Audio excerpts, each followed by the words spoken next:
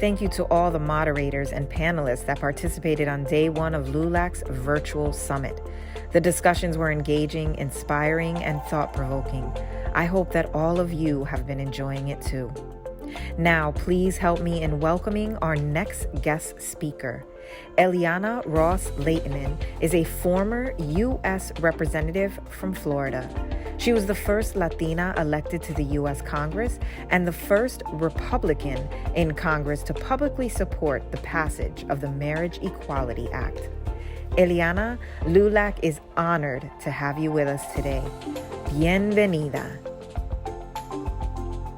Buenas tardes, LULAC.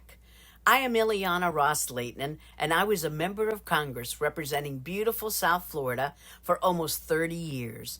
I was the first Latina elected to Congress, and I was the first and only woman to chair the House Foreign Affairs Committee. Since my first election to Congress in 1989, many terrific Latino men and women have been elected to the U.S. House of Representatives. So we have come a long way, but we still have much to achieve in the years ahead. I am so honored that LULAC and its incredible leadership extended this opportunity to address you today during LULAC's 2021 virtual summit.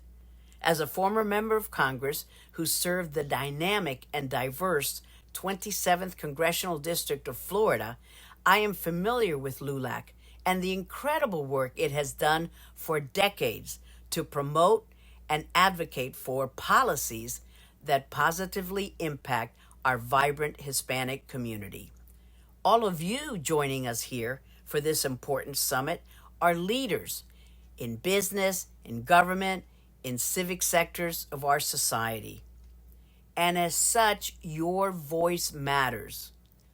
Why are we meeting virtually in 2021 instead of being in person shaking hands? Because of the global pandemic we all know too well. And this leads me to the first point that I wish to make today. Scientific research, not only from the U.S., but from around the world, demonstrates that vaccination is the key to halting the pandemic. Our Hispanic communities across the United States are disproportionately impacted by COVID-19. As of Wednesday, August 25th, according to the Centers for Disease Control, calculating data of over 19 million COVID cases, 28% are Hispanic or Latino. That represents the largest number compared to other minorities and second only to white non-Hispanic cases. That is slightly more than 1 out of every 4 cases. The recently released census data clearly demonstrated that Hispanics are the largest minority group in the U.S. and as such also have the highest numbers of COVID-19 contagions and deaths among minorities. There is much disinformation and much doubt in our communities. Well, as voices of leaders, we must do all we can to decrease these numbers and help educate Latinos all over the United States of the life-saving benefits of vaccination. I encourage every person to do the research, talk to your doctor, get vaccinated. I personally have received not only my first 2 doses earlier this year, but as soon as that vaccine became available, and just this week, I received my 3rd booster shot. My husband, children, and closest family and friends all vaccinated. We can each do our part by staying safe and getting vaccinated.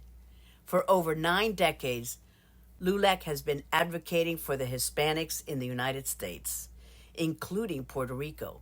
LULAC and its members proudly empower thousands of Hispanics across our great nation, from educational programs that impact rising Hispanic students to scholarships, internship opportunities. LULAC has paved the way for our community's growth in education, in public policy, and in financial competitiveness. Now, I was honored to be the first Hispanic woman elected to Congress, but I'm very glad that I was not the last. This Congress, in fact, has the largest Hispanic representation, And every day, more and more Hispanic candidates are running for elective office to close the gap and to have true representation of our communities. It is also an honor for us Hispanics to be the largest minority. But that also comes with the responsibility to use our voting and our economic power to help our communities, to help other minorities, and to help our country. So Hispanic business, government, and civic leaders everywhere, join me and say presente.